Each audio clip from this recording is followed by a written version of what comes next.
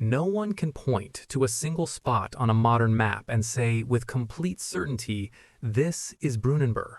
Some place it near the Anglo-Scottish border. Others argue for the northwest, closer to the Irish Sea, somewhere a fleet from Dublin could reach and retreat from in a hurry. Historians compare place names, poems, and fragments of annals. Archaeologists keep looking for a field that will finally speak. But on the morning it happened, none of that mattered. In the dark blue hour before dawn, the land itself felt undecided. Heath and low ridges, wet grass underfoot, a river or tidal reach breathing cold air into the fog. Campfires glowed like small, stubborn eyes. Linen banners hung heavy with moisture. Men spoke in whispers because every sound seemed to travel too far. And at the edge of that mist stood Athelstan. He didn't look like the kind of ruler later centuries would imagine. Not a towering figure out of legend. More compact, leaner, his strength carried in posture, in stillness, and the way he held himself when everyone else was waiting for the world to break open. His hand rested on the hilt of his sword, not as a threat, but as a reminder. Because the sword he carried was more than steel. In his mind, it was a promise that had been made before he was old enough to understand promises at all. He could still see it. Warm firelight on timber walls, smoke drifting up to the roof beams of a West Saxon hall, and his grandfather watching him with that quiet, unblinking attention that made a child feel both chosen and measured. Alfred. Alfred had given him gifts when he was still small, so small that the weight of a fine belt set with stones could pull his hands down, so small that an ornate sword was almost too much to lift. There had been a cloak as well, dyed a deep scarlet, an extravagant color for an age of mud and ash. These weren't just presents, they were symbols, Alfred's way of speaking without speeches. But Alfred's greatest gift was not the sword or the cloak. It was the world Alfred built around the boy. A court where books mattered, where Latin prayers and Latin grammar were treated like tools of state, where learning was a second wall behind the first. Athelstan learned early that power isn't only what you can hold in your hand, it's also what you can write, what you can seal, what you can persuade others to repeat until it becomes truth. Now, decades later, with fog sliding across the ground like a living thing, he could feel those lessons pressing in on him from all sides. Because this dawn wasn't only about survival, it was about meaning. Athelstan had inherited more than a throne. He had inherited an unfinished idea. An England that could be more than a cluster of rival realms. His father, Edward the Elder, had taken Alfred's defensive kingdom and turned it into a system. Fortified towns, controlled roads, careful administration. A network that could hold territory instead of merely winning it. Edward built structures. Alfred built memory. Athelstan had to make both of them work at once. Behind him, priests murmured prayers in Latin. Their voices were low, steady, almost mechanical, like the turning of a lock. Candlelight trembled in the damp air. Somewhere in the ranks, a horse shifted its weight, tack creaking softly. And the men, the aldermen and war leaders who held regions together with their own loyalties, watched him with a question they wouldn't speak out loud. Are you truly the king of all this, or just a West Saxon ruler who has marched too far north? Athelstan understood that question in a way few people ever would. He had taken Northumbria in 927, and with it he had done something no previous Anglo-Saxon ruler had fully achieved. He had drawn the whole of what we now call England under one crown. That fact was simple on paper, but in real life it was delicate. It depended on trust, fear, pride, and the willingness of powerful men to keep their promises when the wind changed. This morning, the wind was changing. Across the fog, somewhere beyond sight, stood a coalition built to break his new order. Scots under Constantine, warriors and leaders with ties to Dublin. Men who did not share one language, one faith, or one vision, but who shared one goal: to force Northumbria back into the old pattern, where the north belonged to the Sea Road and the south belonged to Wessex, and England was only a story people told themselves. Athelstan didn't answer his own men with a speech. He answered with presence, a single nod, a quiet steadiness. He had learned, perhaps more than any other lesson, that sometimes leadership isn't what you say, it's what you refuse to let your body reveal. A raven flew low over the camp, its wings cutting through the mist. In the Norse world, ravens belonged to Odin's gaze. In the Christian world, they could be read as omens too. But Athelstan, king of a mixed realm, ruling over Anglo-Saxons and Danes who had settled in England for generations, didn't need to choose one meaning. He understood the raven as the world understood itself in that era. Signs everywhere, interpretations competing, and beneath it all, a single hard truth. The only omen that mattered was whether his people would hold. He thought of Alfred again, not as a legend, but as a man at a table, turning pages, listening to scholars, building a language in which a king could govern. Alfred had died in 899, when Athelstan was no more than 5 or 6 years old. Yet the shape of Alfred's mind remained in the kingdom like a scent that won't leave wood. He thought of Edward too, his father's workmanlike strength. The way Edward expanded Wessex's power without always turning it into myth. Forts, roads, burhs, supply lines. The dull, stubborn necessities of keeping a realm from falling apart the moment an army goes home. Modern people often underestimate how revolutionary that kind of thinking is. We're used to states that function automatically, taxes collected, laws enforced, officials appointed. In the early 10th century, none of that was guaranteed. A kingdom could be no more than a personal network, strong while the king was strong, brittle the moment he wasn't. Athelstan knew that. Maybe that's why he felt the weight of this morning so keenly. Because if he failed here, he wouldn't only lose a battle. He would lose the story that held his kingdom together. And stories, once broken, are hard to repair. He moved forward through the fog, past the first lines. Shield rims gleamed faintly where dawn tried to break through. Spear points rose like reeds. Men adjusted straps and grips with quiet discipline. You could see the weight of mail in the way shoulders sat lower, in the way knees flexed to keep balance on slick ground. Athelstan's cloak, scarlet at the edge, darkened where mist clung to it. He touched the clasp once, almost unconsciously, as if to anchor himself to that earlier hall, that earlier firelight, that earlier promise. Then, he looked ahead. In that moment, he wasn't only a commander, he was a symbol his realm needed. He was the proof that England could mean something larger than a region or a family. He was the point where Alfred's memory and Edward's structure met. The fog shifted. A thin blade of sunlight slid across metal and vanished. Somewhere far off, a sound rose. Horn, shout, the movement of many bodies. The world began to speak louder. Athelstan took a breath, slow and measured, and let it out. The cold air showed it briefly, then the mist swallowed it. He raised his gaze not to the sky, not to the raven, not to any sign, only to the line ahead, to the place where the fog hid their enemies, and with them, the future. And then he took a single step forward. Not a dramatic stride, not a flourish, just one step, heavy with armor, controlled in its balance, real in its weight. A step that said, I am here, I will hold, this will not fall apart today. Because long before anyone argued about where Brunanburh truly was, the men standing in that mist understood what it meant. It meant that a kingdom was about to decide whether it could become a country. When Athelstan was born, nobody wrote it down. Not because it wasn't important, but because early medieval England rarely preserved that kind of detail, especially for a child who, at the time, was only one more branch on a royal family tree crowded with rivals, half-siblings, and uncertain futures. Even today, we can only estimate his birth year by working backward from later events. One of the best accounts suggests he was about 30 when he became king in Wessex, and that happened in the summer of 924, so historians place his birth around 893 or 894, perhaps a year either side. His name already sounded like a statement. It came from old Germanic words, Athel meaning noble, and Stan meaning stone. Noble stone, a name built to last.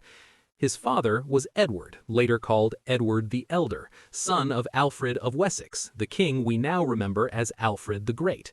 Alfred's reputation rests on more than victories. He was one of the first Anglo-Saxon rulers to respond to the northern raiders with something stronger than improvisation, a system.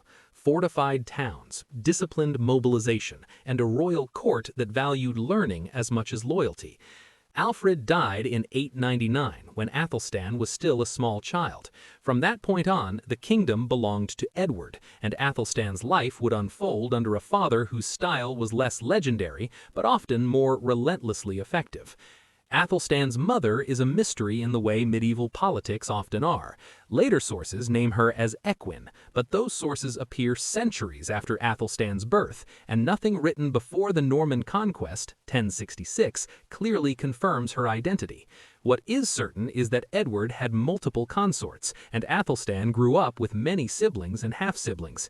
In a world where legitimacy could be argued as easily as it could be inherited, that mattered. It meant Athelstan's claim to rule would never be protected by birth alone. It would have to be proven, over and over, by performance. To understand the weight of that, you have to understand the island he was born into. Britain had been changing for 1,000 years before Athelstan took his first breath. In the Iron Age, it was a patchwork of Celtic tribes. Then Rome arrived, and for centuries, much of the island was absorbed into an imperial order of roads, taxes, and stone cities. But Rome withdrew. In the year 410, the legions left Britain, not because the province stopped mattering, but because the empire itself was collapsing under pressure elsewhere. After Rome, the island didn't fall into silence, it fractured. Germanic groups, Angles and Saxons among them, moved in, settled, and over generations carved out their own kingdoms. By the 7th and 8th centuries, England's landscape was dominated by competing powers, Mercia in the middle, Northumbria in the north, and Wessex rising in the south. And then, the sea brought a new kind of threat. From the late 8th century onward, Scandinavian raiders began to appear along coasts and rivers. In England, they were often called Danes, though their origins and identities were more complex than a single label. At first, they came for raids, fast, brutal, profitable, but by the middle of the 9th century, many came to stay. They took territory, established kingdoms, and turned large stretches of northern and eastern England into a new political world, what later generations would call the Danelaw. Alfred is often remembered for one dramatic turning point, the Battle of Edington in 878. Victorian historians loved that story because it reads like a national birth scene, England standing up against invaders and surviving. But the reality was more complicated. Edington checked Danish expansion and pushed some leaders toward Christianity, yes, but it did not erase Danish power. For decades after, much of England remained under Scandinavian rulers, and new groups continued to arrive. So Athelstan was born into a kingdom that was both confident and desperate. Confident because Wessex was rising, desperate because the enemy still held half the board. The strange thing is that for a king so central to England's formation, the narrative sources for Athelstan are frustratingly thin.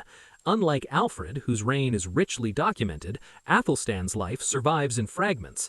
The best single account comes from William of Malmesbury, a monk and scholar writing in the 12th century, about 200 years after Athelstan lived. William is careful, intelligent, and widely respected as one of medieval Europe's better historians, but he is still writing at a distance. His value is that he seems to have had access to older materials now lost. Other sources fill in pieces, confraternity books like the Durham Liber Vitae, regional annals, sometimes called the Mercian Registers, later chronicles like the Book of Ely, and then, importantly, the material record, coins, charters, buildings, and artifacts that carry Athelstan's name in metal and ink.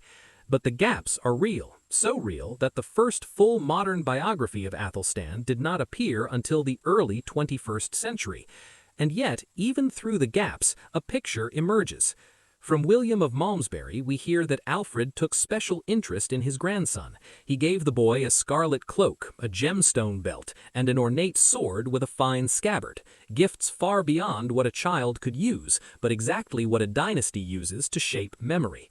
It's easy to imagine the moment, the child barely strong enough to lift what he's being handed, and the old king watching as if the future has already begun. More importantly, Alfred gave Athelstan an education.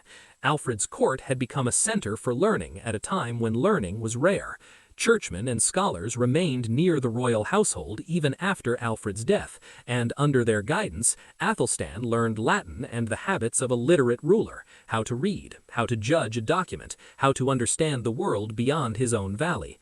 William also gives small details that make Athelstan feel real. He was slightly shorter than average for his time, with a slim build and fair brown-gold hair. Not the towering warrior of myth, more the kind of king who wins by being harder to shake than to intimidate. But education alone did not make a king in the 10th century. Athelstan grew up watching his father do the most difficult work of all, turning survival into expansion.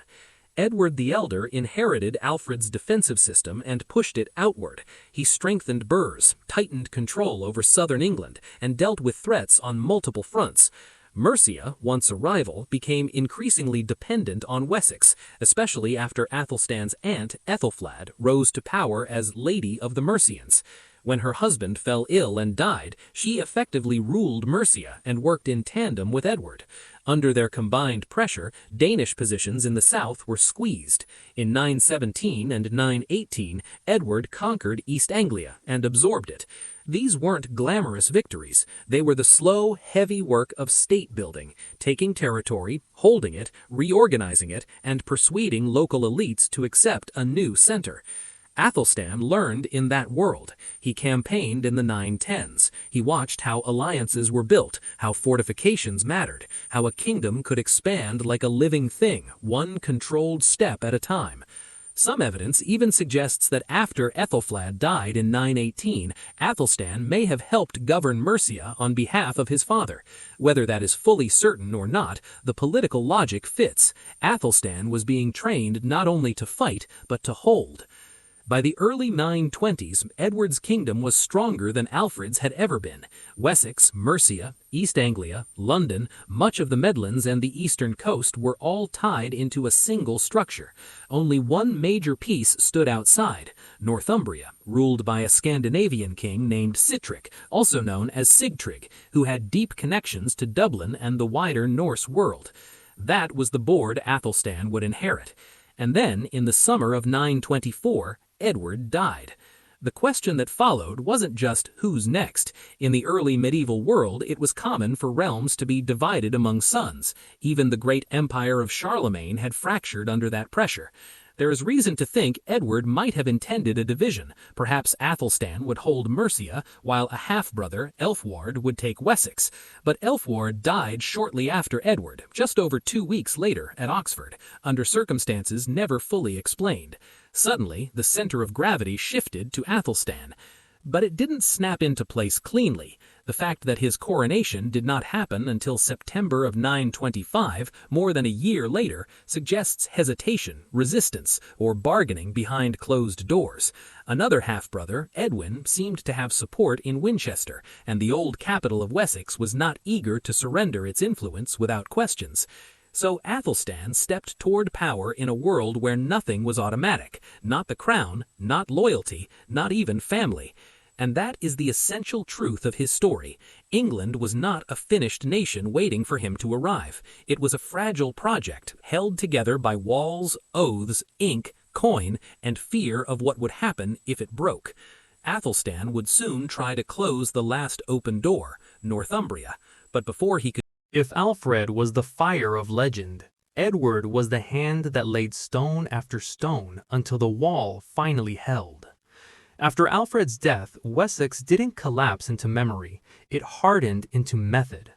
Edward the Elder inherited a kingdom that had learned how to endure, but he refused to let endurance be the end of the story. Under him, Wessex began to behave like something larger than a region. It began to behave like a state. That didn't happen with one dramatic moment. It happened through structure, through fortified towns, through roads kept usable, through garrisons that stayed put after a campaign ended. Burhs weren't just defensive points, they were anchors. They held markets, courts, storehouses, and authority.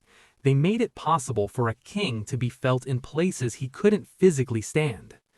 Athelstan grew up watching this system spread, like a net thrown wider every year. In the background were constant pressures, Danish settlements in the east, Norse power in the north, fresh bands arriving along the southern coast, and the ever-present risk of internal fracture. Edward's answer was steady and relentless. One of his greatest advantages was partnership. His sister, Athelfled, remembered as Lady of the Mercians, became a political force in her own right. When her husband, Athelred, grew ill and died, she stepped into leadership with a confidence that still feels striking. Mercia, once Wessex's rival, became Wessex's crucial ally and gradually its dependency. This matters for Athelstan because Mercia was not simply territory, it was a culture with its own pride, its own aristocracy, its own memory of being the center of England. To pull Mercia into a wider kingdom required more than conquest. It required careful handling of regional identity, something Athelstan would later become unusually good at. By the late 910s, Mercia was bound closely to Edward's power, and with Mercia stabilized, Edward pressed eastward. In the campaigns of 917 and 918, he took East Anglia and absorbed it into his dominions. That was not just a victory over local rulers, it was a step toward removing the idea that England was destined to remain divided into separate crowns. Athelstan wasn't watching from the sidelines, he was learning. In his 20s, he campaigned in these regions, gaining a reputation not just as a prince, but as someone who could actually lead men in the field and then keep order afterward. Some sources hint that after Athelfled died in 918, Athelstan may have helped govern Mercia on behalf of his father. Whether we can prove every detail or not, the political shape makes sense. Athelstan was being positioned as the bridge between Wessex's royal center and Mercia's proud heartland. And if you want to understand why Athelstan eventually became the king who could unite England, Mercia is part of the answer. You don't learn to hold a mixed kingdom by ruling only your birthplace. You learn it by standing among people who do not automatically love you and persuading them, slowly, that you are useful to them. By the early 920s, the map looked very different from the one Alfred had inherited. The south was secure, London was under control, the Midlands were in the West Saxon orbit, East Anglia had been reclaimed and reorganized. The burghs stitched the realm together. In practical terms, Wessex and its partners were stronger than ever before. But one major piece still stood outside the system: Northumbria.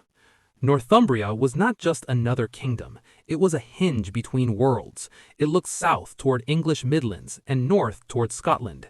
It looked west across the Irish Sea toward Dublin. It held York, a city that mattered not only for wealth and trade, but for status. Whoever held York could claim the north in a way that felt real. At the time, Northumbria was ruled by a Scandinavian king, Sitric, also known as Sigtryg, a figure with ties to Dublin and the Norse Gael networks of the Western Seas. He wasn't an isolated local ruler, he was connected, and those connections would become one of Athelstan's central problems. This was the political environment Athelstan was about to inherit. Then, in the summer of 924, Edward the Elder died. We don't know exactly how old he was because his birth year, like so many in this period, was never recorded, but what matters is what his death unleashed. In the early medieval world, it was common for realms to be divided among sons. That pattern had fractured empires as powerful as Charlemagne's, and it remained a live possibility in England too. There is reason to think Edward may have had a division in mind. Maybe Athelstan would rule Mercia, and another son, Athelwerd, would take Wessex. If that was the plan, history erased it quickly. Athelwerd died just over 2 weeks after Edward, at Oxford, under circumstances never fully explained. Suddenly, the throne was there, and Athelstan was the most plausible man to take it. But plausibility isn't the same as acceptance. The fact that Athelstan's coronation didn't happen immediately, only in September of 925, more than a year after Edward's death, tells you something important. There was resistance, or at least hesitation. In Winchester, the old heart of Wessex, another half-brother, Aedwin, seems to have had support. The politics of succession were not clean lines on parchment. They were relationships, rivalries, whisper networks, and the quiet calculation of powerful men asking themselves what kind of king would best protect their interests. Athelstan stood in the center of all that uncertainty. And here is where a modern lens helps. Early states are fragile because they rely on personal legitimacy more than on institutions. Today, a government survives changes in leadership because the system carries on. In the 10th century, the system still depended on the person at the top. If the wrong man took the throne, or if the right man couldn't be accepted, the whole structure could come apart. So Athelstan's first challenge was not in Northumbria, it was at home. He had to convince the West Saxon heartland that he was more than a Mercian-trained prince. He had to convince Mercia that he would not treat them like conquered territory. He had to convince the newer regions, East Anglia, the Midlands, that their place in the new order would be stable. And he had to do it while knowing that enemies beyond the borders were watching. Because Northumbria was still out there, and Sihtric still held York, and Dublin still had ships, and Scotland still watched the northern edge like a hawk. That's why, even before you reach the next stage of Athelstan's reign, you can already feel the shape of the story. A man stepping toward a crown that does not automatically fit, on an island where the past is divided and the future is undecided. When Athelstan finally became king, he did not inherit a peaceful realm. He inherited a project in motion, a kingdom expanding so fast that it risked outgrowing the very bonds holding it together. He would soon make the move that turned him into more than a king of Wessex. He would reach toward Northumbria, toward York, toward the last independent piece of England. But at the end of this chapter, the world is still poised on a knife's edge. The south is strong, the center is tied down, the east is reclaimed, the burrs stand like nails in the ground, and to the north, beyond the last secure line, lies the final gap, Northumbria, waiting like an open door, or a trap, depending on who tries to walk through it. Tamworth didn't feel like a battlefield, but Athelstan walked into it as if it could collapse beneath his feet. The town sat on Mercian ground, close enough to Wessex to feel familiar, but far enough north to remind everyone that England was still stitched together with fragile thread. The air carried river damp, and the earthworks and timber defenses looked sturdy, yet Athelstan understood the truth behind all strong walls. They only matter if the people inside believe in them. He came to Tamworth in the year 926 to meet Sihtric of Northumbria, the Scandinavian ruler who held York. Sihtric wasn't just a local king. He was connected to the sea road that ran west to Dublin and beyond, to a world of alliances that didn't depend on English soil. If Northumbria was a doorway, Sihtric held the key, and Athelstan needed that key, if not in his hand, then at least under his influence. So he did something that looked peaceful, almost gentle on the surface. He made a marriage. A sister, or possibly a half-sister of Athelstan's, was offered as bride to Sihtric. Her name doesn't survive in the sources, and that absence tells you something about the time. Royal women could be central to diplomacy and still be nearly invisible in the record. But in that moment, she became the living seal on a political agreement, a bond meant to steady the border and buy time. The treaty was practical. It drew a line. It set expectations. It created a pause in which Athelstan could strengthen his hold over the lands he already ruled, Mercia, East Anglia, the South, and the Midlands, without having to fight for Northumbria immediately. And Athelstan knew exactly what he was buying. A peace built by marriage is never free. It turns family into policy. It makes a private life into a public instrument. But it also does something else. It creates a story both sides can tell. Athelstan could say, "We are connected. We have an agreement. Northumbria is not entirely outside my world." Sihtric could say, "I am not isolated. I have ties to the strongest king in the south." For a while, it worked. Then history did what it always does. It broke the terms without asking permission. Sihtric died in 927, and suddenly the Treaty of Tamworth became dangerous, not because it failed, but because it could be interpreted. Athelstan moved quickly, and he moved on two tracks at once.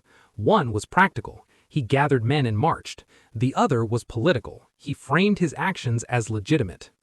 We don't have the original treaty text. We can't read the exact language. But Athelstan acted as if the agreement carried an implied right, an opening for him to step into Northumbria after Sithric's death. Whether that clause was truly there, or whether it was Athelstan's interpretation, the effect was the same. He needed a reason strong enough to convince his own nobles and intimidate his rivals, and rivals appeared immediately. From across the Irish Sea came Guthrith of Dublin, often described as closely related to Sihtric, perhaps a brother.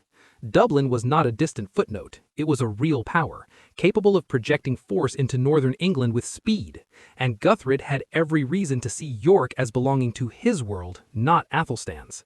The north began to move. Messengers ran, gates tightened, allies hesitated, because everyone understood what was happening. The question of England's unity was being tested at its most vulnerable point. Athelstan answered by crossing the line that Alfred and Edward had pushed toward for decades. He marched north and took control of York. The sources don't give us a cinematic blow-by-blow. They rarely do for this reign. But the conclusion is clear. Guthrum did not hold Northumbria. Athelstan secured it. And with that, the map changed in a way that later centuries would struggle to fully appreciate. Because in 927, for the first time, a single Anglo-Saxon ruler held the whole of what we now call England. Not a dream, not a claim, not a title. The territory itself, south to north, linked under one king. Athelstan could have stopped there and treated it like an ending, but he understood something deeper. You don't keep a new kingdom with force alone. You keep it by making other rulers acknowledge it. You keep it by shaping reality through ceremony and record. You keep it by turning a victory into a consensus, even if that consensus is reluctant. That is why in the summer of 927, Athelstan held a great gathering at Amont near Penrith, just south of the later Anglo-Scottish border. If Tamworth was a private negotiation, Amont was a public stage. The setting mattered. It was the north, close to the region he had just taken, close enough to Scotland to send a message, open enough to host a gathering that looked like the whole island was being arranged around him. And people came. Welsh rulers and leading men arrived, their cloaks and retinues marking them as powers in their own right. Constantine II of Scotland came too, an acknowledgement that the new balance of power could not be ignored. And there were Northumbrian figures as well, whose presence mattered in a different way. If the North was going to accept Athelstan, it had to see him not as a visitor, but as the center. Athelstan didn't need to shout. In early medieval politics, power could be expressed through the smallest details. Who sits closest? Who speaks first? Whose name is read in what order? Whose gifts are received publicly? Rank was not just etiquette, it was law written into air. Athelstan placed himself at the center of the assembly and let the structure of the event do what speeches cannot. He made it clear, without saying it outright, that the rulers of Britain were now gathered around one king. Modern viewers might call this propaganda, but in the 10th century it was closer to statecraft. If you can persuade other leaders to acknowledge your position in a formal setting, you create a public fact, and public facts are difficult to undo without great cost. Some of the acknowledgments at Amont may have been sincere, others were almost certainly strategic. Constantine, for instance, may have chosen to recognize Athelstan's new position because it was safer, for the moment, than opposing it in the open. Welsh rulers may have judged that giving recognition cost less than inviting immediate trouble. But whatever their private calculations, the public outcome served Athelstan. He was not merely king of Wessex, he was king of the English. And in the language of charters, especially the boldest ones, he began to reach for even larger phrasing. Titles like Rex Anglorum, King of the English, carried a clarity that King of the Anglo-Saxons did not. They implied a people and a political unit that extended beyond regional identities. And on certain documents, the claim went further still, toward the idea of ruling all Britain. Even if that was more aspiration than reality, it mattered, because it announced a new kind of kingship, one that didn't accept the island as permanently divided. After the ceremony, as tents came down and rulers prepared to leave, the atmosphere shifted. Athelstan could feel it. Recognition achieved in a gathering is one thing. Loyalty maintained at a distance is another. He watched the Welsh delegations depart down river paths and ridgelines. He watched Constantine's men fade into the north. He watched the northern nobles return to their own halls. And he understood the risk. Once they were home, they would talk. They would reconsider. They would ask each other whether they had just helped build a king too strong to tolerate. That is the paradox of success. The more Athelstan secured England, the more he triggered the fears of everyone around him, because a unified England would inevitably become the dominant power on the island.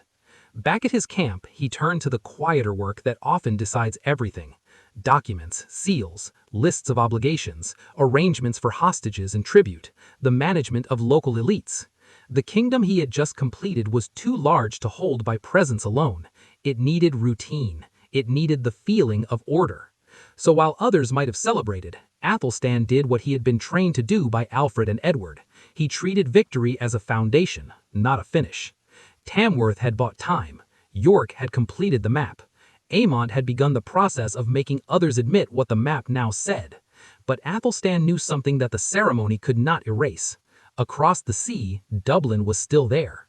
North of the border, Scotland was still watching. Along the western routes, old alliances could reform. And inside his own realm, there were still men who remembered that Wessex used to be enough, and who were uneasy about what Athelstan had become. England was now one kingdom, but it was a kingdom that had only just learned its own shape. And from this point onward, Athelstan would have to do more than rule. He would have to keep the idea of unity alive, through law, through symbol, through administration, and through the careful, constant pressure that prevents the seams from splitting open again. When Northumbria fell into Athelstan's hands, the map of England finally looked whole, but the borderlands still didn't feel settled. To the west, beyond the long earthwork of Offa's Dyke, Wales remained a separate world. Different rulers, different languages, different loyalties, and a landscape of hills and valleys that could hide resistance as easily as it could hide sheep. England's frontier with Wales wasn't a neat line, it was a living seam, constantly rubbed by raids, disputes, and local grudges. Athelstan understood that if he wanted a united kingdom to last, he couldn't ignore that seam. And so, in the same year he secured the north, he turned his gaze west. Hereford was the setting, an English town near the border, close enough to Wales to make its message clear. When Athelstan arrived, it wasn't as if a great battle had just ended. The scene was quieter than that. Cleared market space, a church standing as both sanctuary and symbol, and an arrangement of benches, banners, and attendants that made the meeting feel less like negotiation and more like judgment. The Welsh rulers came too, not as conquered men, but not as equals either. Their retinues carried their own identity in cloth patterns, clasps, and regional ornament, but their posture was careful. They were facing a king who now held all of England and had proven he could move armies across it. Athelstan didn't need to threaten openly. His strength was already in the room. What he wanted in Hereford was not the immediate annexation of Wales. He wanted something more useful and in many ways more realistic for the 10th century. A framework of dependence, covenants, tribute, recognition. He pressed for an annual payment, cattle, goods, silver, whatever could be gathered and delivered as a visible acknowledgement that Welsh rulers were operating under an English overlord. It wasn't just about wealth. Tribute was a language. It was a way to say, year after year, that the political center lay east of the dike, not west of it. And then came the harder part, hostages. Not prisoners in chains, but young members of Welsh ruling families, sons, nephews, close kin, sent to Athelstan's court as guarantees. The arrangement was usually dressed in polite terms. The youth would be educated, raised among English nobles, shaped into refined men. And that might even have been true in practice for some. But everyone understood the real meaning. If a Welsh ruler broke the agreement, the consequences would not fall only on him, they would fall on his bloodline. This is the kind of detail that reminds us how early states worked. Athelstan's government could not monitor every valley in Wales with officials. It could not station a permanent army on every border ridge. But it could create leverage. It could make disobedience personally costly. From a modern perspective, it is uncomfortable. It turns children into political currency.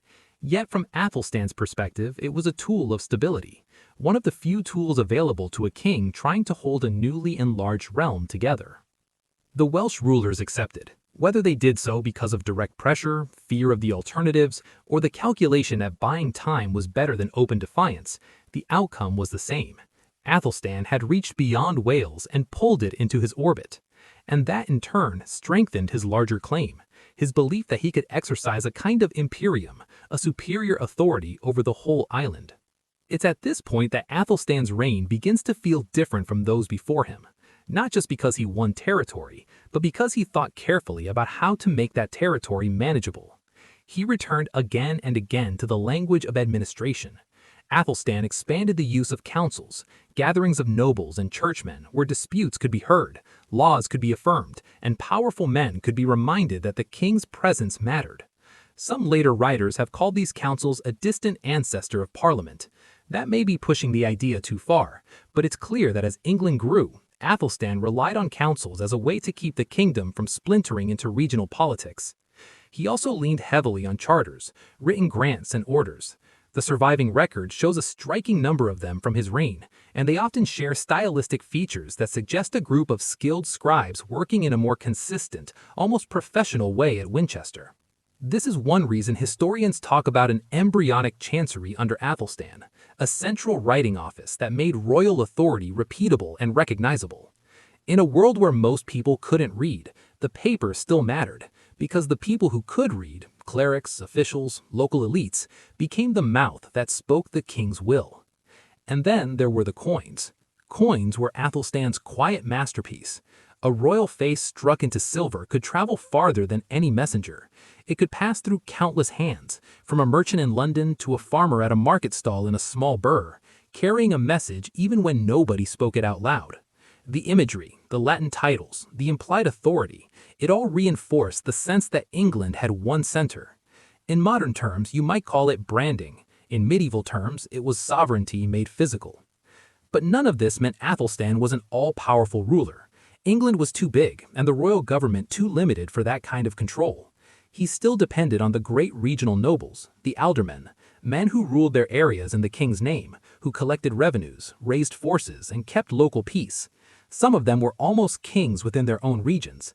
Athelstan's skill was not in crushing them, but in keeping them aligned, with rank, with gifts, with law, and with the constant reminder that their power existed inside his larger story. And the story was always under strain, especially at home. As Athelstan pressed outward, there were unresolved tensions in Winchester. Edwin, his half-brother, had earlier been a focal point for opposition. The sources for these years are thin, but the signs are there. The uneasy politics, the Bishop of Winchester pushed aside for a time, the sense that the king's authority in the old Wessex heartland had required firm handling. What Athelstan was doing in effect was shifting England's identity from Wessex and its extensions to something larger and newer. That kind of shift always creates resistance, because it changes who feels central and who feels peripheral. While Athelstan worked to keep order, life continued at the borders. In the Welsh marches, watchtowers scanned ridgelines. At fords, officials judged disputes and enforced agreements. In markets, pennies changed hands and carried the king's portrait into ordinary life. At court, young Welsh hostages stood quietly among English nobles, learning new customs under the shadow of their family's pledges. All of this can look unremarkable compared to a battle, but it was the work that made battles meaningful. Athelstan's achievement wasn't only that he could win, it was that he could turn winning into governance.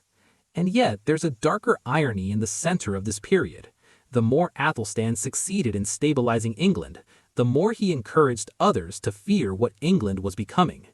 A king who controls the whole of England can't help but become the strongest power on the island. Wales knows it, Scotland knows it, Dublin knows it, even English nobles know it, and some will wonder what that means for their own status. So part 5 of Athelstan's story isn't a chapter of celebration, it's a chapter of consolidation, of laying down a structure strong enough to hold and flexible enough to survive, while the next storm quietly gathers beyond the horizon. Because borders are never truly quiet. They only wait. And Athelstan, now more than ever, had to keep one eye on the frontier and one eye on the men in his halls, where the most dangerous challenges often arrived without banners or horns, but on soft footsteps, in whispered conversations, and in sealed letters passed through the shadows. In the years after Athelstan united England, the kingdom looked strong on a map, but strength on parchment is never the same as stability in real life. The north had been secured, York was under his authority, and rival kings had publicly acknowledged him at gatherings like Amont. Yet behind the ceremony, old loyalties still pulled in different directions. Athelstan understood that a newly unified realm can break in two ways, from pressure at the borders or from doubt at the center. And in Wessex, doubt still had a name. Edwin, Athelstan's half-brother, remained a shadow across the early part of the reign. The sources are thin, but the signs are there. Winchester, the old heart of West Saxon power, seems to have been a place where support for Edwin lingered. Even the Bishop of Winchester, one of the most influential churchmen in the region, appears to have been kept at a distance from Athelstan's inner circle for a time. That kind of exclusion usually isn't personal, it's political. It's what a ruler does when he suspects that a powerful institution is leaning the wrong way. From a modern point of view, this is the classic problem of state building. You can win territory and still lose legitimacy. You can hold York and still have trouble in your own capital. Athelstan's England was not yet a machine that ran on rules. It still ran on people, on alliances, reputations, and the quiet arithmetic of loyalty. Then, in the year 933, something happened that the chroniclers describe with frustrating vagueness. A Frankish source, writing from across the Channel, mentions a disturbance in England. It doesn't explain the details, it simply tells us what followed. Edwin left the country. Imagine that moment in Winchester, not with dramatic speeches, but with quiet urgency. A small group of supporters, a decision made behind doors, a horse saddled before dawn, a ship waiting at the coast. In a world where the king's authority depended on the perception of unity, a rival prince becoming a symbol for discontent was dangerous, even if he never raised a banner himself. Edwin's death is recorded soon afterward. Later traditions claim he was lost at sea, taken by a storm. That story has the clean shape of fate, the sea swallowing a threat. But historians today are cautious. A death at sea is convenient in more ways than one. It is easy to write, difficult to prove, almost impossible to investigate. So we are left with an uncomfortable uncertainty. Perhaps it really was a shipwreck. Perhaps it was something else, and the shipwreck story became the version that could be safely told. In a 10th century kingdom, removing a rival could be framed as protecting the realm. It is one of the darker patterns of early political consolidation. The state often demands that personal threats disappear. Whatever the truth, the effect was clear. The most obvious internal rival faded from the stage. But while the south was being quieted, the north was becoming louder. Once Athelstan had taken Northumbria, he had pushed his authority right up against the interests and pride of Scotland. Border politics began the moment York changed hands. Scotland did not see Athelstan's rise as a distant English matter. It saw it as a shift in the balance of the entire island. Athelstan had already gathered Constantine II of Scotland and Welsh rulers at Aymont in 927, and for a moment it looked like Britain's kings had accepted a new order. Yet acknowledgments made in a public assembly do not always survive the journey home. Pride returns, fear returns, and the calculations change. By the early 930s, Athelstan faced a hard choice. If he appeared weak in the north, the unity he had created could unravel. If he pressed too far, he risked creating a coalition against him. Either way, the northern frontier would not stay still. In 934, Athelstan chose to move first. He led a major expedition into Scotland. The sources suggest it was a combined operation, with a land force advancing north while a fleet moved along the coast. In modern terms, it was a coordinated demonstration of power designed to overwhelm an opponent's ability to respond in one place. In medieval terms, it was a message written across the landscape. England can reach you. England can endure the road. England can bring more than one arm to the table. The campaign went far enough to make an impression. It disrupted supplies and forced Scotland to rethink its position. It also reminded every lord in Northumbria that the king in the south was not a distant figure. He could arrive, he could remain, he could impose consequences. None of this needs to be described in sensational terms to understand its meaning. In a world where food stores and local security were everything, an expedition that destabilized the countryside could be more decisive than any single battle. Yet Athelstan's northern campaign had another layer, one that reveals how carefully he thought about legitimacy. As he moved through the lands of Northumbria, he visited the shrine of St. Cuthbert. Cuthbert was not just a holy man of the past, he was the spiritual anchor of the north, a saint whose memory was woven into Northumbrian identity. By honoring Cuthbert, Athelstan was doing something more than being pious. He was speaking to the north in its own sacred language. This is the kind of political intelligence that modern audiences sometimes miss. A ruler does not hold a region only through garrisons and taxes. He holds it through symbols, through the sense that his authority fits the place. By associating himself with Cuthbert, Athelstan was effectively saying, "I do not merely occupy Northumbria, I belong to its story." In later retellings, that moment at the shrine almost invites myth. It is easy to imagine the king standing in candlelight, incense rising, feeling the weight of the North settle on his shoulders. Whether or not Athelstan experienced visions or dreams is something history cannot confirm, but what history can confirm is that he understood how belief shapes obedience. After the campaign, Athelstan turned south again. The expedition had achieved its immediate purpose. Scotland had been shaken, and the border had been clarified. But it had also produced the second outcome Athelstan feared. It pushed his enemies toward each other.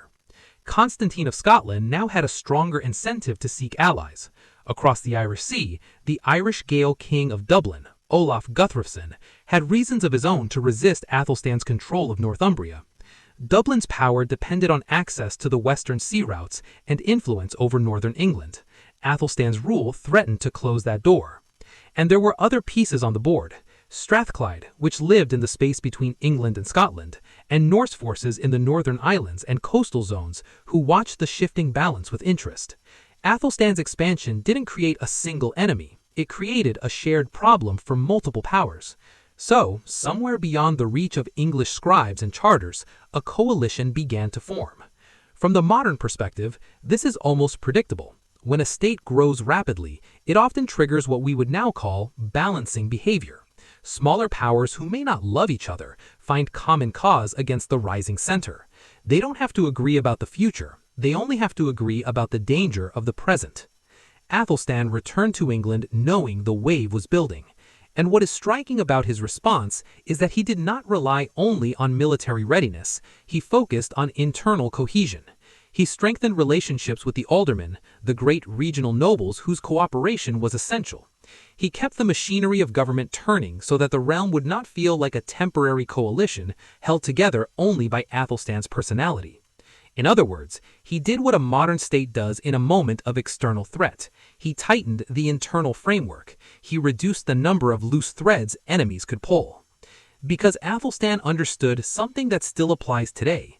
A war is not only won on the frontier, it is won in the stability of the home front, in the confidence of the elite, and in the willingness of ordinary people to accept that the center will hold. By the mid-930s, the stage was set. Scotland had been pressured and was looking for revenge or relief.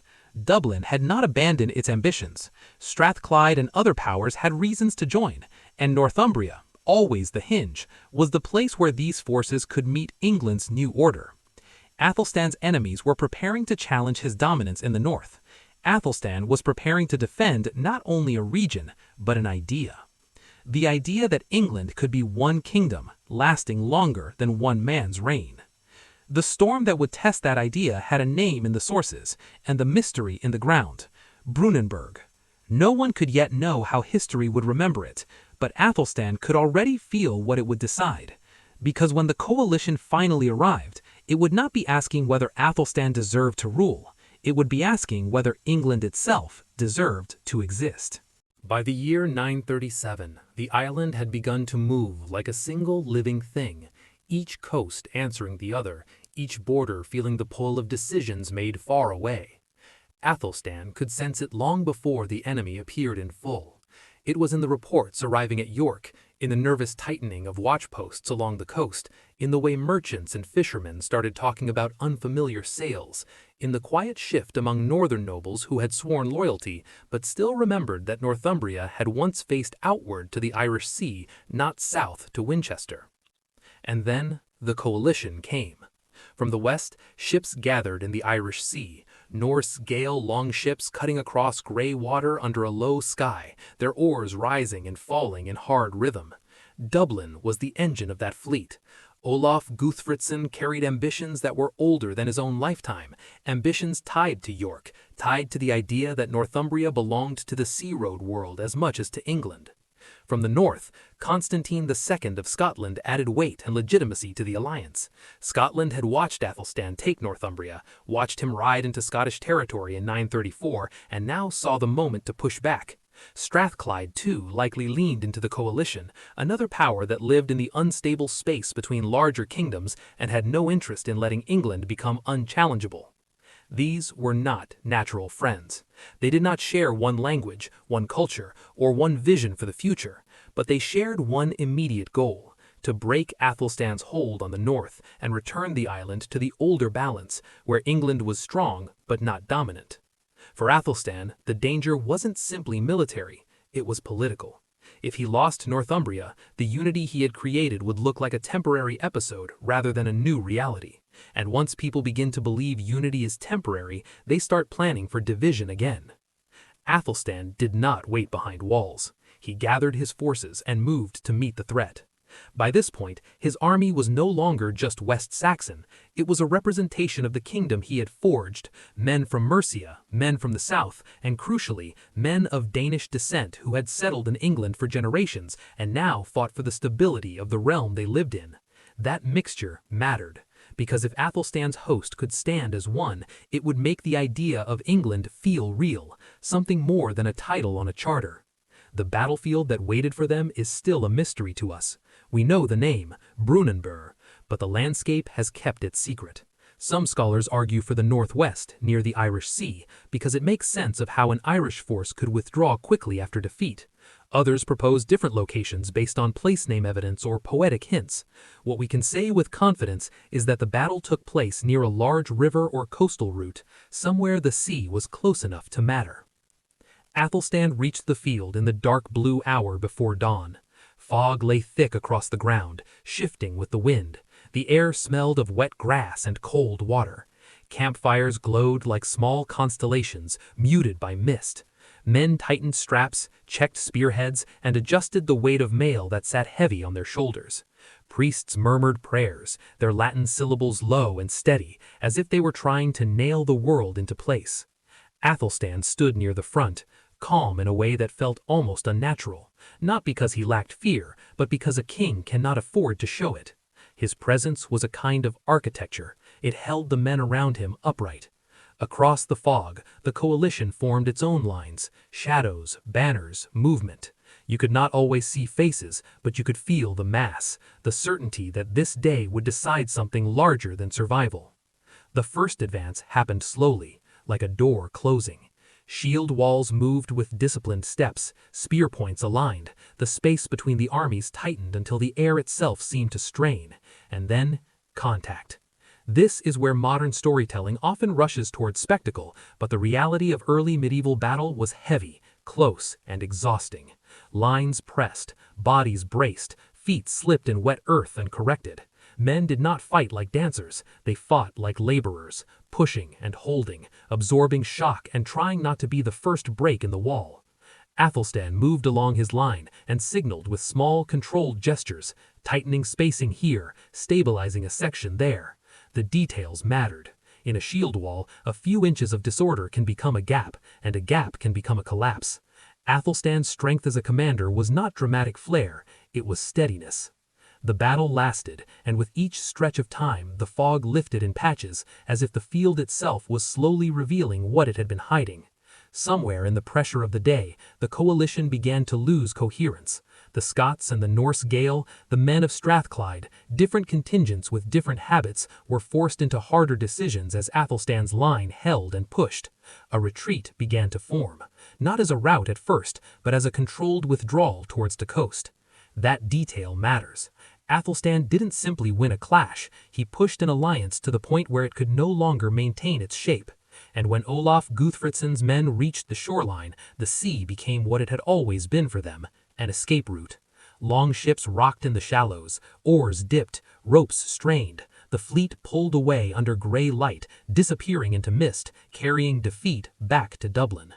Constantine survived, but the loss was painful enough that later sources speak of it with dread. The annals of Ulster call it a great victory for Athelstan and a lamentable, terrible day for Gaelic lords. The language is emotional because the event was defining. Brunanburh was one of those battles that changes what people believe is possible. When the field finally quieted, Athelstan did not celebrate like a man intoxicated by triumph. He stabilized, he regrouped his men, he let the kingdom breathe again. Then, something remarkable happened, something that tells you how Athelstan understood power. A poem was written. The Anglo-Saxon Chronicle preserves an Old English poem about Brunanburh. It reads like more than a report, it reads like a proclamation. It doesn't just say we won, it says that this victory belongs to a people, to a land, to a story that stretches back centuries. It turns the clash into memory, and memory into legitimacy. This is the moment where England stops being merely a practical achievement and begins to function as a shared idea. The poem is, in a sense, a birth certificate written after the birth, an attempt to make sure that the day cannot be forgotten or reinterpreted by the defeated. From a modern point of view, this is strategic messaging. From a 9th century point of view, it is something even more powerful. It is the creation of a common past. Athelstan understood that an early medieval kingdom is not held together only by fear or wealth. It is held together by what people say about it when the king is not in the room. The poem ensured that people would say something specific, that the English had stood together, and that the greatest threat to their unity had been turned back. News traveled south. Messengers carried sealed letters. Scribes copied the account. In halls and churches the story was repeated, and every repetition strengthened the idea that Athelstan's England was not temporary. Even the landscape absorbed the memory. Fields that had been pressed under thousands of feet grew quiet again. Mounds were raised. The living returned home with fewer companions than they had left with, and in the slow grief that followed, the kingdom absorbed the cost, and with it, the meaning. Athelstan's victory at Brunanburh did not end danger forever. Scotland would still exist, and so would Dublin. Ambitions would return, but it changed the terms of the conversation. After Brunanburh, anyone who wanted to pull England apart had to face a new reality. England had demonstrated that it could act as one. That is why, even though we still argue about where Brunanburh was, we do not argue about what it did. It was the day Athelstan defended not only Northumbria, but the idea of England itself. And in the aftermath, as he turned from the battlefield back towards law, charters, coinage, and the careful shaping of memory, he did so with the knowledge that he had bought something priceless: time. Time for a new kingdom to become routine, time for unity to feel normal, time for the idea of England to harden into something that would survive even when Athelstan himself was gone. After Brunanburh, Athelstan gained something that every early medieval king fought for, and almost none could hold for long: breathing space. Not perfect peace, not an end to threats, but a pause long enough to do the work that actually keeps a kingdom together when the banners come down and the soldiers go home. Because Athelstan understood a hard truth: a battle can save your realm for a season, only administration can save it for a generation. So, in the years after 937, the center of gravity shifted away from the battlefield and into Winchester, into rooms lit by candles and hearth fire, into long tables covered with parchment and wax, into crowded councils where the future of England depended less on swords than on agreements. You can picture Winchester at dawn: mist in the streets, smoke rising from chimneys, the outlines of the royal hall and church emerging as the light comes up. Courtiers crossing the yard with urgent steps, clerks and scribes carrying bundles of documents, messengers arriving and leaving through the gate, each one carrying instructions that could change how a shire lived. Inside, Athelstan's government begins to look more organized than anything that came before it. The Witan, the king's council, met with increasing frequency and at a scale that matched the size of Athelstan's realm. These gatherings weren't democratic in the modern sense. They were a way to keep the elite plugged into the king's authority. When a realm grows as fast as Athelstan's did, you have to keep powerful men feeling seen, heard, and included. Otherwise, they start imagining alternatives. So, the councils became a kind of political heartbeat. Eldermen, bishops, and senior officials gathering under banners and candle smoke, listening, arguing, swearing, and leaving with the sense that the realm had one center. But the most important thing Athelstan did in this period wasn't dramatic, it was repetitive. He wrote. Or rather, he made sure his government wrote in his name, again and again, until royal authority became something you could hold in your hands. Charters multiplied under Athelstan. They granted land, confirmed rights, settled disputes, and set expectations. And what's striking is how consistent many of these documents feel. Modern scholars can see patterns in style and language that suggest a stable group of scribes, people working according to recognizable habits, not improvising each time. This is why historians speak of an early chancery under Athelstan, not a modern bureaucracy, but something moving in that direction. In practical terms, it meant that the king's will could travel farther, and it could last longer. A charter could be carried to a distant monastery or local court and still speak with Athelstan's voice, even when Athelstan was hundreds of miles away. And that mattered because England was now too large for any king to rule by presence alone. Alongside charters, Athelstan used another tool with extraordinary instinct: coinage. Coins are easy to overlook because we treat money as ordinary, but in the 10th century, a coin was one of the only objects that regularly traveled through every layer of society. It moved from town to town, from market to market, from the hands of merchants to the hands of farmers, from a toll point at a bridge to a stall in a crowded street. It was a message that didn't need a messenger. Under Athelstan, coins carried the king's image and his titles. Even if most people couldn't read Latin, the presence of the royal portrait, the repeated patterns, the idea of one king stamped into silver, this helped train the population's imagination. It helped England feel like one realm, not a collection of regions temporarily forced together. In a modern sense, Athelstan was using what we would call mass communication. He was shaping identity through the most widespread medium available. Then there were the laws. Athelstan's reign produced legislation that addressed everything from theft to public order, from local responsibility to the management of disputes.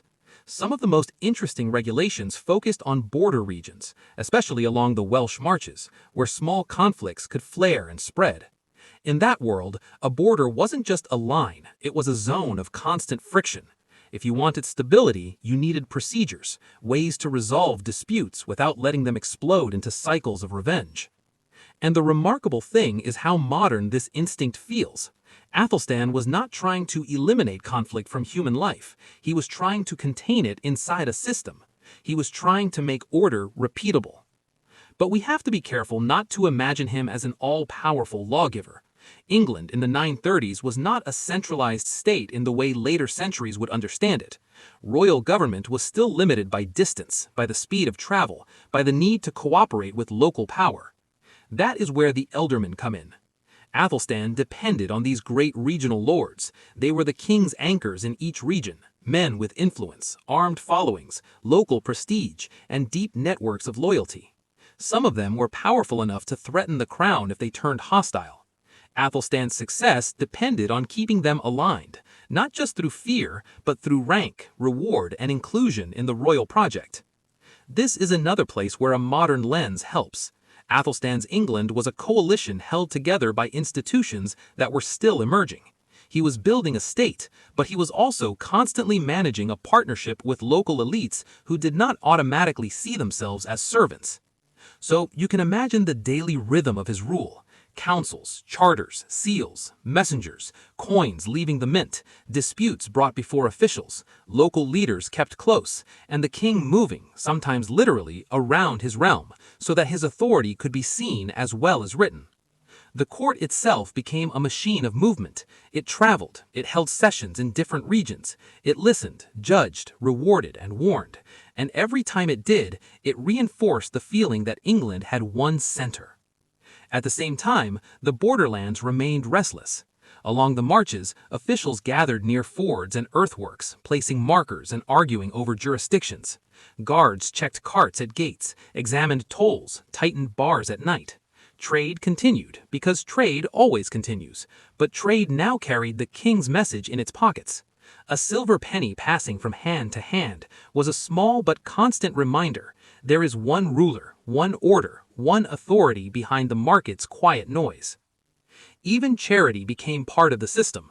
We sometimes imagine medieval charity as purely religious and personal, but Athelstan's reign shows a growing interest in regulating how order and responsibility functioned across society. In a kingdom expanding so quickly, even the relationship between monasteries and the poor could become a political concern. Stability depended on people not being desperate, not being abandoned, not being pushed into crime or unrest. Athelstan's government began to treat such issues as part of governance, not merely a matter of private conscience. And yet, while all of this points to a stronger, more organized England, Athelstan never forgot the danger of internal politics. In Winchester, where old loyalties were deep, tension could still rise, rival factions could still form, influential churchmen could still carry their own ambitions. When a king centralizes power, he inevitably creates winners and losers, even if he doesn't intend to. So the calm of these years was not the calm of safety, it was the calm of a ruler actively holding the seams together. That's why the imagery of this period fits so well. Candlelight over charters, wax seals cooling under signet rings, the quiet clink of new pennies on a wooden tray, and messengers riding into mist. It's not as thrilling as a battle, but it is more decisive. Because in the end, Athelstan's greatest achievement was not simply uniting England by conquest, it was making unity feel normal, making it part of the routines of law, trade, religion, and local life. Brunanburh had bought him time. Part 8 is what he did with it. He took a kingdom held together by victory and began turning it into a kingdom held together by habit, by documents that outlived the day they were written, by councils that made the elite feel involved, by coinage that carried the king's image into every corner, and by laws that attempted to contain conflict before it could tear the realm apart again. And as those routines spread, England became something more than a crown on a man's head. It became a structure that for the first time had a real chance of surviving the moment that Athelstan himself was no longer there to hold it. By the late 920s and into the 930s, Athelstan had done what few rulers in Britain had ever managed. He pulled England into one political shape, then defended that shape at Brunanburh. But once the battlefield quieted, he turned his attention to something just as dangerous, and, in the long run, just as powerful. He turned toward Europe. Because Athelstan understood that a kingdom doesn't exist in isolation, not even an island kingdom. Influence could cross the channel faster than any army marching north. Marriage, exile, trade, relics, and letters sealed in wax could reshape politics just as surely as a fortified town or a shield wall. So while many kings of his world focused almost entirely on local rivals, Athelstan began playing a wider game. He set out to connect England's royal house to the great families of the continent. The moment often begins with a scene that feels almost cinematic in its simplicity. A foreign embassy walking into Winchester. Imagine the royal hall in winter, firelight on carved timber, smoke drifting upward, banners hanging still, and the hush that falls when strangers enter. Frankish envoys arrive with careful posture and sealed documents, bringing proposals not only of friendship, but of family. In the year 926, an embassy from Francia approached Athelstan with a marriage proposal. His half-sister Aedhild would marry Hugh the Great, one of the most powerful men in West Francia. This wasn't a small match. Hugh wasn't a minor count looking for prestige. He was a kingmaker, a figure whose influence could decide the fate of the Frankish crown. For Athelstan, the offer was a sign that England was no longer being treated as a distant edge of the Christian world. It was being treated as a partner whose bloodline had value. And the negotiation didn't come with words alone. It came with gifts, especially relics. Relics mattered in a way that modern people sometimes struggle to grasp. They weren't just sacred objects, they were political capital. A relic could draw pilgrims, strengthen a monastery, impress bishops, and reinforce the idea that a king's rule carried divine favor. In a world where faith and legitimacy were braided together, relics were a kind of currency that didn't tarnish easily. Athelstan's interest in relics was already well known, so foreign envoys understood exactly what would catch his attention. When a marriage alliance arrived with sacred gifts, it wasn't just diplomacy. It was diplomacy speaking in Athelstan's preferred language. Aedhild's marriage to Hugh the Great tied England into the most turbulent and ambitious politics of West Francia. It also set a pattern. Athelstan would use his sisters and half-sisters as bridges between England and the continent, binding his dynasty into a web of alliances that stretched farther than any English king before him. A few years later, he did it again, this time with even greater reach. Around 930, another of Athelstan's half-sisters, Aegith, also known as Edith, was married to Otto, a rising ruler in eastern Francia who would later become Otto the Great. This was not merely a fashionable match. It linked England to the political heart of the emerging German kingdom, the power that would eventually dominate Central Europe. In practical terms, it meant Athelstan was building friendships that could outlast any single treaty. Treaties can break. Family ties create long memories, sometimes warm, sometimes bitter, but rarely indifferent. And here is what makes Athelstan so unusual. All of this marriage diplomacy happened around him, but not through him. Athelstan himself did not marry.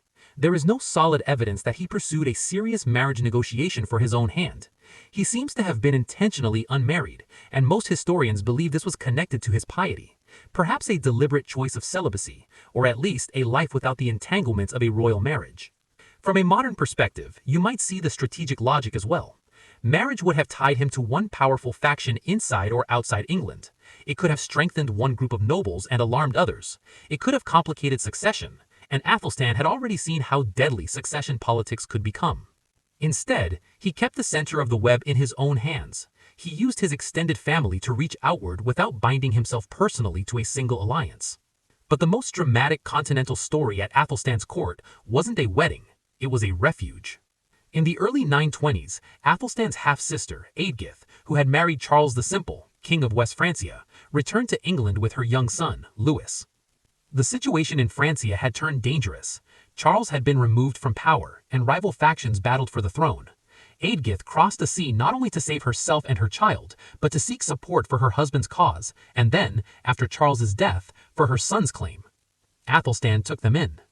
Picture the court in Winchester as a place where languages overlap. Latin prayers, Old English orders, Norse accents from northern visitors, and now Frankish nobles speaking urgently in a different tongue. Louis grows up in exile, an heir without a kingdom, living under the roof of his English uncle, surrounded by men who know that Europe is watching what England will do. This is one of the most important shifts Athelstan makes. He turns England into a stage where continental politics are not merely observed, but influenced. Frankish nobles who still supported the Carolingian line came and went from Athelstan's court. Letters crossed the channel, seals were pressed into wax, quiet pledges were offered, and gradually, Louis's return began to look possible. In 936, Louis crossed back to Francia and became king, Louis IV. And with him, England gained something priceless, a friendly ruler on the continent who owed part of his restoration to Athelstan's protection. That kind of influence was new for England. It wasn't conquest, it wasn't occupation. It was something more subtle, the power of shelter, of patronage, of being the place where an exiled future king had survived. And Athelstan didn't stop there. In the final year of his life, 939, England appears to have supported Louis's efforts abroad, helping in the background as Louis dealt with rebellious lords in regions like Flanders. The details are not always crystal clear in surviving sources, but the overall picture is. Athelstan's England was now participating in the wider political world, not merely reacting to it. At the same time, visitors arrived at Athelstan's court for another reason: fear. On the far side of the channel, northern Francia was changing. Norse settlers had carved out territory that would become Normandy. Some Frankish lords found themselves displaced, pushed aside, or forced into new arrangements. Athelstan's court became one place where such men could seek shelter, negotiate, or reorient their loyalties. There is a deep irony here. England feared the Norse for generations. Now, Norse-descended powers were reshaping France too, and some of the people pushed by that change ended up at the English king's doorstep. It is almost a foreshadowing of what will eventually happen to England itself. One day, a Norse-descended dynasty, Normans, will cross the channel in the opposite direction. Athelstan couldn't see the future in detail, but he did understand patterns. He understood that the sea is not a wall, it is a road. And while all of this diplomacy unfolded, marriages, exile, gifts, letters, Athelstan's court remained grounded in the things that had made him strong at home: documents, seals, and careful governance. Foreign letters were copied and archived, gifts were recorded, agreements were formalized. In the mind of the king, alliances were not only felt, they were documented. They were made repeatable and defensible through written record. That is what makes Athelstan feel surprisingly modern. He understood that power is not only about winning, it is about maintaining networks of loyalty at home and networks of recognition abroad. By the end of the 930s, England was no longer just a kingdom that had survived the Viking Age. It was a kingdom that had begun to matter to Europe. Not because it was the richest land or the largest army, but because Athelstan made it useful. He made it connected. He made it a place where continental kings could be made or unmade, where an exile could be protected, where a marriage could change the balance, where a relic could strengthen a bond. And as the candles burned low in Winchester and sealed letters stacked up beside coins and charters, one thing became clear. Athelstan had turned England outward. He had made the island part of a larger conversation, and he had done it in the most enduring way possible for his age, not by conquering Europe, but by binding England into Europe's bloodstream, one alliance at a time. After Brunanburh, Athelstan could have lived on victory alone. Many kings would have. A decisive battle creates a story that people repeat for years, sometimes generations.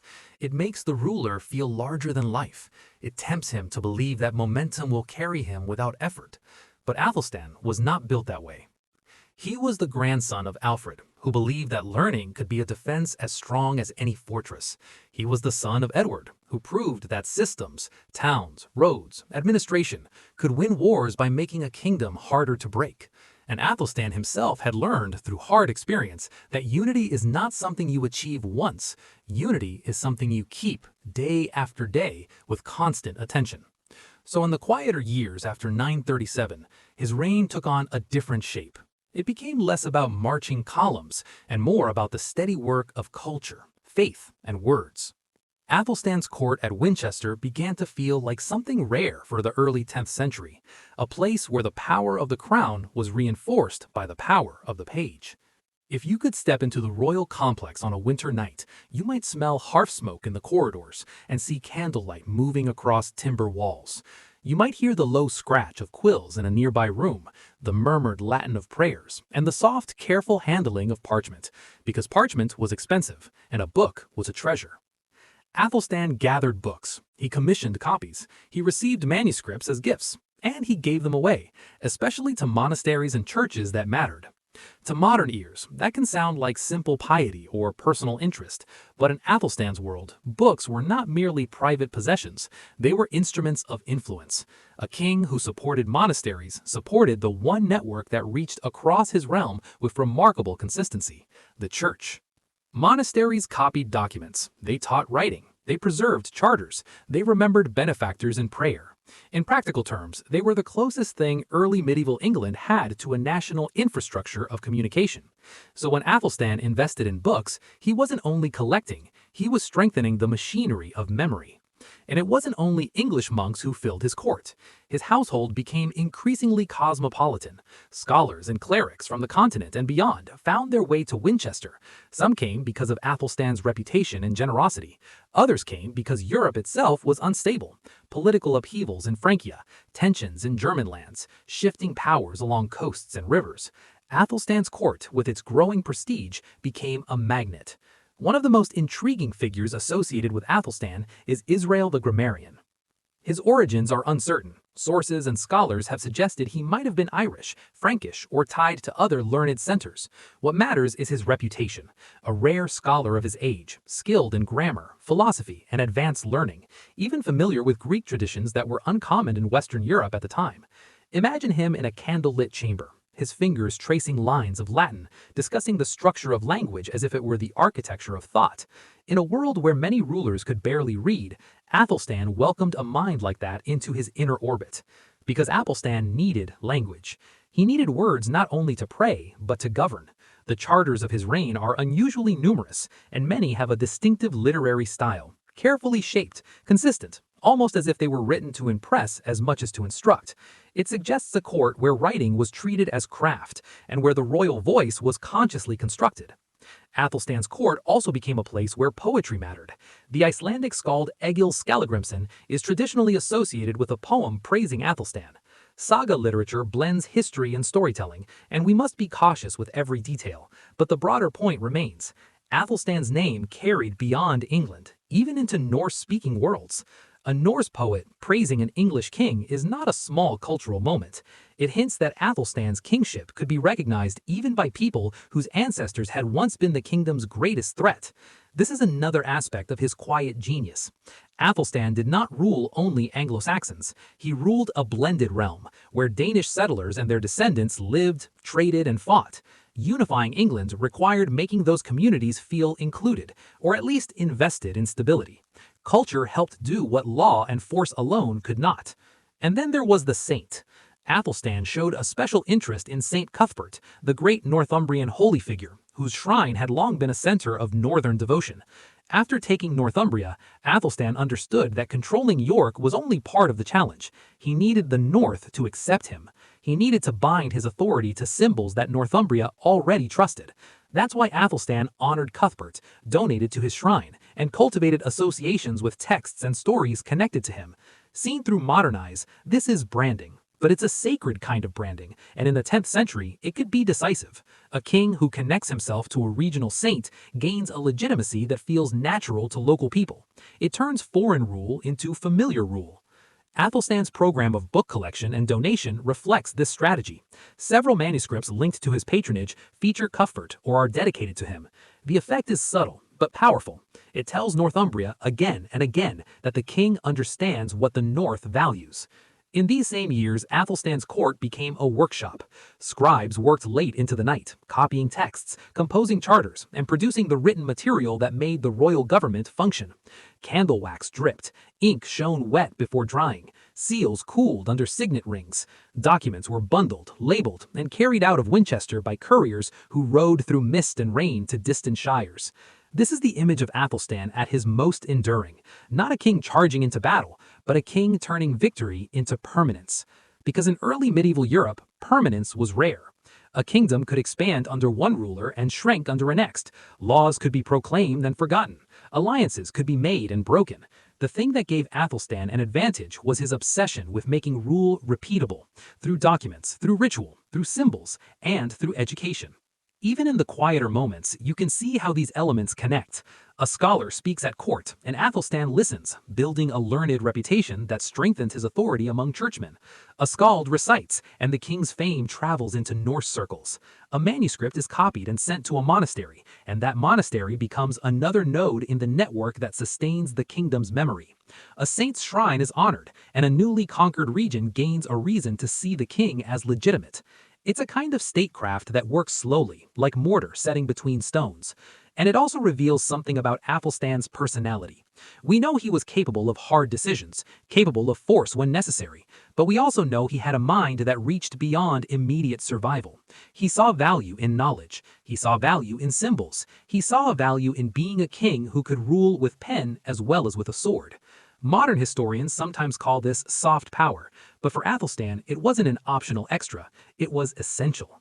A realm as large as England could not be held by constant campaigning, it had to be held by institutions and belief.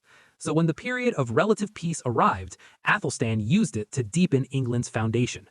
He strengthened the relationship between crown and church. He brought scholars to his court. He supported the copying and distribution of books. He cultivated holy associations that bound Northumbria into the story of the kingdom. And all of this did something remarkable. It made England feel less like a temporary conquest and more like a lasting idea. By the late 930s, Athelstan had built a kingdom with walls, laws, and victories, but he had also built something harder to measure and harder to destroy, a cultural and spiritual framework that told people who they were under his rule.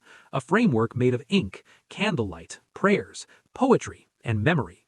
It is easy to underestimate that kind of power, but in the long history of England, it is one of the reasons Athelstan deserves to be remembered not only as a conqueror, but as a maker of a nation's inner life, the kind of king whose greatest victories were sometimes written in silence, at a desk, long after the battlefield had gone quiet. As Athelstan's reign moved into its later years, one question hung over his court like smoke that never quite clears. It wasn't about the Danes, not this time. It wasn't even about Scotland or Dublin, though those threats never fully disappeared. It was simpler and far more dangerous in its own way. Who comes after you? Athelstan did not marry, he did not produce a recognized heir, and in a world where succession could determine whether a kingdom stayed whole or shattered into rival claims, that absence was not a private choice. It was a political condition, one that everyone around him felt, even if few dared to speak it aloud. You can imagine the tension in Winchester, a feast in the great hall, firelight on carved timber, music fading as cups are set down. Nobles glance toward the high seat. There is no queen beside it. There are no royal children darting between benches. There is only the king, calm, composed, watching the room like a man who knows exactly what people are thinking. Modern audiences often assume a king would be pressured to marry above all else, and Athelstan was. The pressure would have come in polite forms, suggestions, proposals, concerns dressed as prayer. But he resisted. Why? The sources tell us Athelstan was unusually pious. His generosity to the church was wide and consistent. His interest in relics bordered on obsession. He supported monasteries, collected sacred objects, and treated religious patronage as a central feature of kingship. Many historians believe his decision to remain unmarried was tied to sincere devotion, perhaps even to a desire for celibacy. But a modern reading suggests there may have been more than faith at work. Athelstan had watched succession politics erupt from inside his own family. He had seen how legitimacy could be questioned, how rival half-brothers could gather support, how the old heart of Wessex could hesitate before accepting him. Marriage might have secured alliances, but it would have also created new factions. It would have elevated one noble family over others. It might have produced sons whose very existence would intensify competition, especially if their mother's kin demanded influence. Athelstan's choice not to marry may have been partly spiritual, partly strategic. Either way, it shaped the final years of his reign. And in those years, his relationship with the church deepened even further. Athelstan lived during a period of growing religious intensity. The 10th century saw reform movements across Europe, particularly in monastic life, driven by concern that monasteries had grown too worldly and too relaxed. The Benedictine ideal, living by the rule of Saint Benedict with strict discipline, became a powerful goal, and England's kings began to support it not only because it was holy, but because it created a more orderly church. A disciplined monastery is predictable. A predictable church supports stability. Athelstan's court became a place where that reform spirit gathered. Clerics influenced legislation. Monasteries received charters and gifts. Learning was encouraged. Manuscripts were copied and distributed. It was not simply charity, it was policy. He also developed his unusual reputation as a relic collector. Relics were the sacred currency of medieval Europe. They brought prestige, pilgrims, and spiritual authority. They connected an English king to the wider Christian world, placing Winchester and England's major abbeys inside an international network of faith and exchange. Relics were acquired through diplomacy and through envoys who traveled abroad. Some came as gifts tied to alliances. Others were actively sought.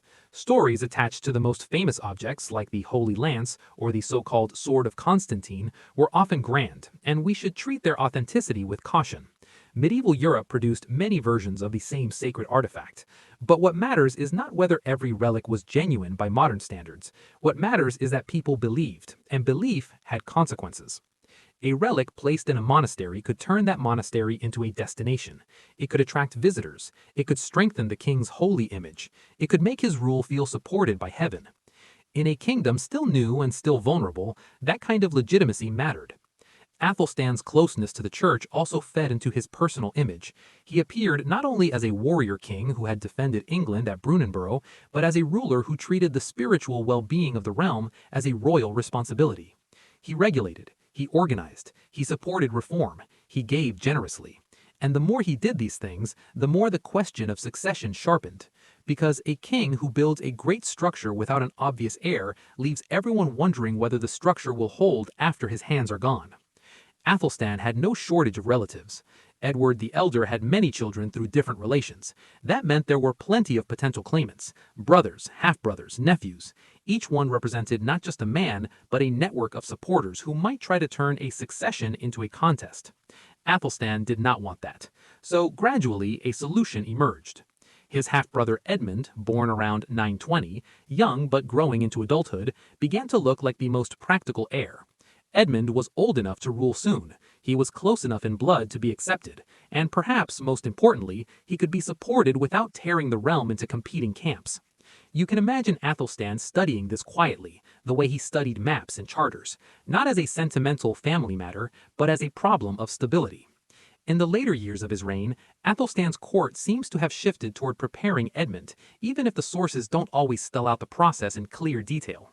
Edmund appears in political life. He is visible. He is present. Athelstan's relationship with Edmund in this sense is one of the most important things Athelstan did for England's future, because the kingdom he built could only survive if the transition of power did not invite immediate collapse. This is one of the paradoxes of Athelstan's life. He did not produce children of his own, and yet he devoted himself to building a kingdom that would outlive him. In a way, England became his child, the enduring thing he shaped with law, coin, diplomacy, and force. He also understood that even the strongest ruler cannot guarantee what happens after his death. He had seen how quickly Northumbria shifted hands in the past. He knew how the Norse world around Dublin watched for weakness. He knew how Scotland would respond the moment the center looked uncertain. That is why his later years feel both calm and tense at the same time. Calm because he had time to support monasteries, collect books, strengthen reform, and cultivate holy prestige. Tense because beneath all of that, the kingdom's future depended on a smooth handover that no early medieval ruler could truly control.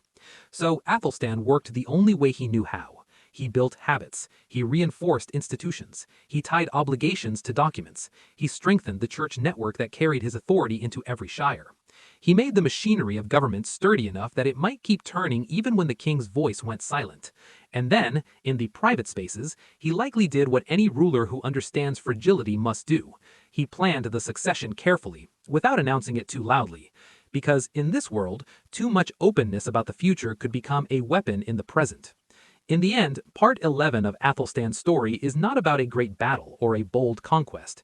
It's about the quieter struggle every successful ruler eventually faces. How to ensure that what you build doesn't collapse the moment you leave it behind.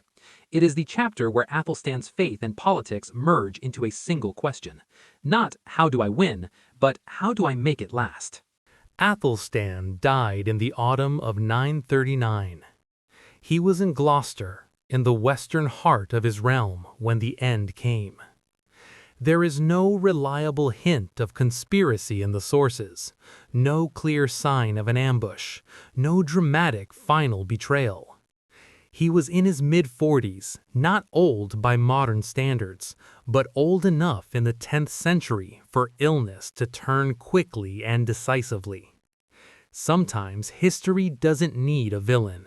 Sometimes it only needs a human body, finally refusing to carry the weight of a crown.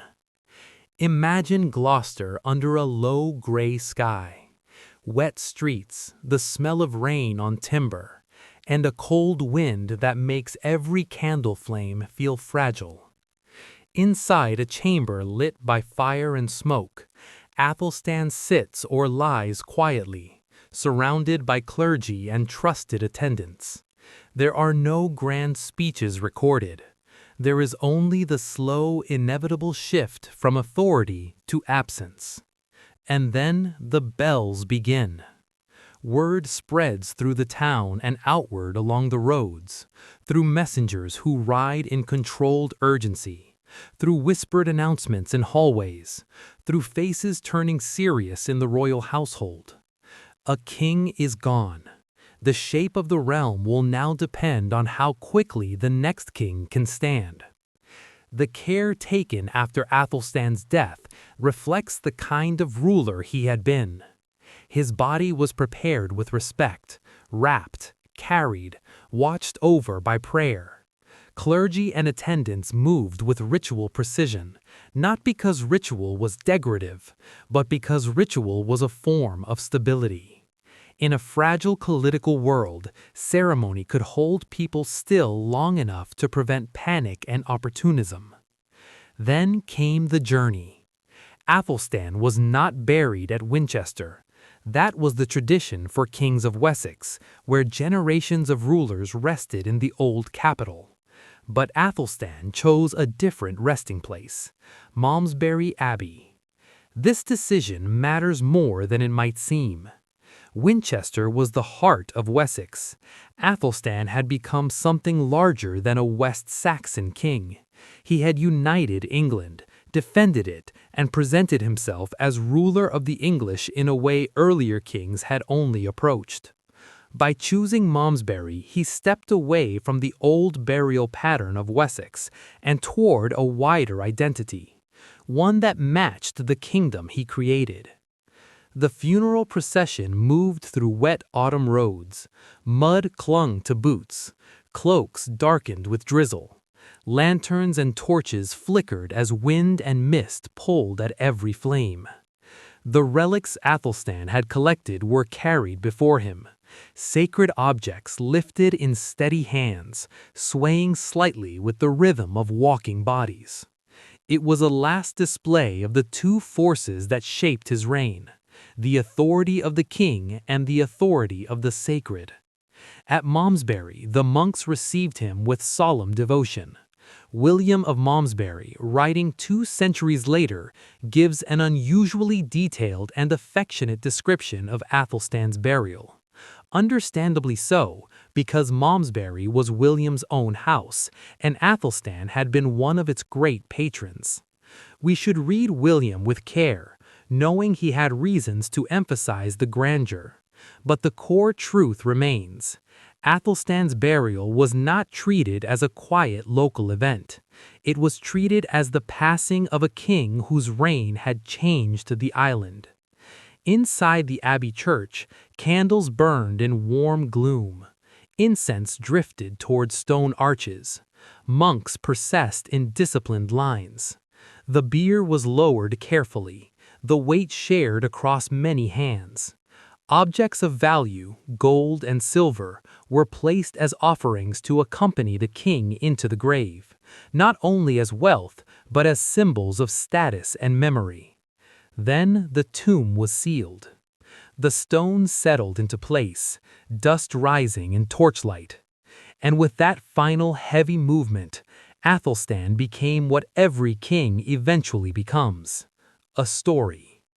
But stories do not rule kingdoms. Living men do. Athelstan's death opened the succession question fully, and it had been looming for years. Because he had not married, because he had no recognized children, the future of England depended on the strength of the transition. The most likely successor, and the one that emerged, was Edmund, Athelstan's half-brother, born around 920. In 939, Edmund was still young, but old enough to be accepted as king without immediate chaos. That smoothness matters. It suggests that Athelstan, directly or indirectly, had helped prepare the realm for this handover. In a world where many transitions of power were violent or contested, a relatively clear succession is itself a victory. And yet, even a smooth succession is not the same as security. The moment news of Athelstan's death traveled beyond England, old ambitions began to rise again, especially in the north. Olaf Guthrafsson of Dublin, despite his defeat at Brunanburh, did not lose his appetite for Northumbria. In the logic of his world, Northumbria and York were still within reach as long as England's center looked uncertain. A new king, especially a young one, was an invitation. So Northumbria shifted once more. England's grip weakened quickly. The north became contested again, showing how much Athelstan's personal strength had mattered in keeping the kingdom whole. It is one of the clearest lessons of his reign. Early medieval statehood could be built, but it remained vulnerable to the character and authority of the ruler at the center. This is why the decades that followed Athelstan's death continued to rise and fall. Strong kings could unify England. Weaker moments allowed rivals, Scottish, Welsh, Norse, to test the edges. Later in the century, internal divisions between heirs opened fault lines. And in the early 11th century, Danish power surged again, culminating in the reign of Canute, who created a North Sea empire that made England one part of a larger maritime realm. Even the Norman conquest, which would later impose a new kind of unity, came from a people of Norse descent. Norse settlers who had carved out Normandy in France and then crossed the Channel in the other direction. In that sense, the story Athelstan lived inside did not end with him. It continued to echo for centuries. So why then is Athelstan not as famous as Alfred? Part of the answer is simple. Sources. Alfred's reign is rich in narrative material, and later generations used him as a symbol, a founder, a defender, a king who stood against invaders. Athelstan's reign, by contrast, survives in fewer detailed stories. We have many charters and coins, but fewer vivid chronicles. Without William of Malmesbury, we would know nothing about Athelstan's youth. That makes it harder for modern audiences to connect emotionally. Another part of the answer is that Athelstan left no direct heir. Dynasties often promote the memory of direct ancestors. A king whose line continues benefits from family storytelling. Athelstan, with no children, becomes easier to place on a shelf between more famous names. But if we judge by impact rather than by fame, Athelstan stands at the center of England's formation. Alfred laid the defensive foundation and strengthened Wessex. Edward expanded the system and absorbed key regions. Athelstan completed the map. He made England one kingdom in practical terms, and then defended that unity at Brunanburh with a victory so decisive that it became a shared memory for the realm. He also pushed beyond the island, building diplomatic ties to Europe, supporting exiled royalty, and turning England into a court that mattered across the Channel. And at home, he deepened the use of law, charters, and coinage in ways that made the kingdom more centralized and more governable. In other words, Athelstan didn't just win England. He taught England how to exist. If you imagine his final night in Gloucester with rain on the roof and the small scratch of quills somewhere in the building, it almost becomes poetic that he died as a ruler who had always understood the power of ink. Because his greatest legacy was never a single battle or a single treaty.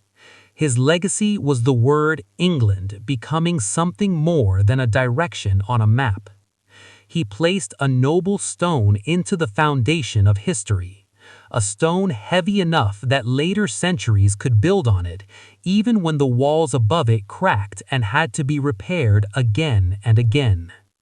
And when you stand back from the long sweep of events, you can see it clearly. After Athelstan, England could be shaken, but it could not fully return to what it had been before.